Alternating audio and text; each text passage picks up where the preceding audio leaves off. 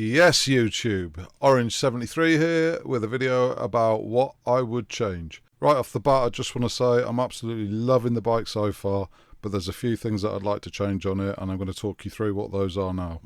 As you can see, even those butterflies are absolutely loving it. First things first, and top of my list would be the cranks. These cranks are only 125mm long. They're about the same size as the ones that you would see on a 10-year-old's bike. This is a European spec ZG, which means that pedalling is essential because there's no throttle on these ones. These really are a bit too short to be comfortable. Next up, the seat. I really did want the orange bike, but it only came with the option of a white saddle.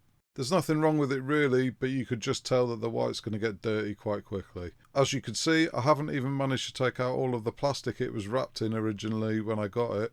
But it's already starting to look a little bit discoloured, and I think I'd like to swap it out for a better padded one, maybe in black. I'll probably look around locally for somebody who makes motorcycle seats.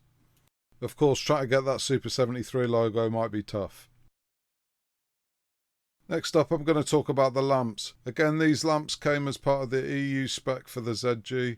They would probably be okay for most people, but if you're filming, they might not be bright enough. Both are rechargeable via USB. There's this one on the front and then there's the one round the back. The rear one's held on with an elastic band there, and neither of them really feel like they're part of the bike to me.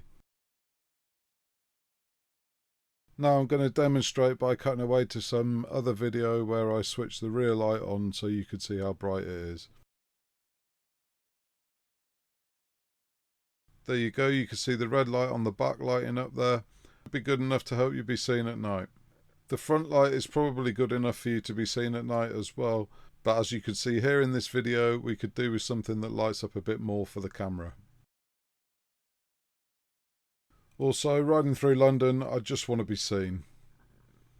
Next up, I want to talk about stock availability. It's been a bit difficult to get hold of parts. I'm still waiting for my fenders to come through.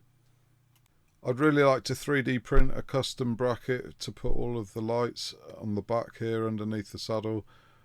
Obviously that's pretty tricky to do without the actual fender in your hand, so I hope that the UK stock turns up very soon. Until then, I've got mud flinging everywhere. You can see it staining the back of the seat, and also it goes all the way up my back. Next, I'd like to talk about the warranty. Everybody wants to have their bike set up how they would like it. By what I've read on social media, even something as simple as riding your bike in the rain can void your warranty from Super73, so be careful with that. I wonder if you can guess how I'm going to avoid my warranty. I might show it before the end of the video. Now, just a quick mention on security. The way that you turn the ignition on this bike on and off is by pressing this button up here. There's no key or anything stopping anyone else starting this up. Not sure if I can add that myself, but I'll have a look into it. Maybe I can do something to make the security better on this bike.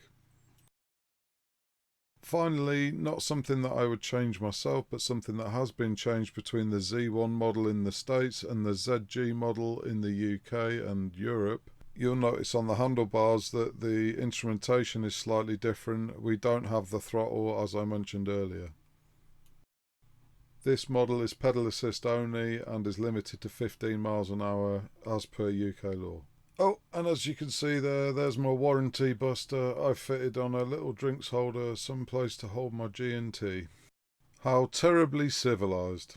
Keep an eye out for more videos where I do my modifications and also some ride videos too. Cheers guys.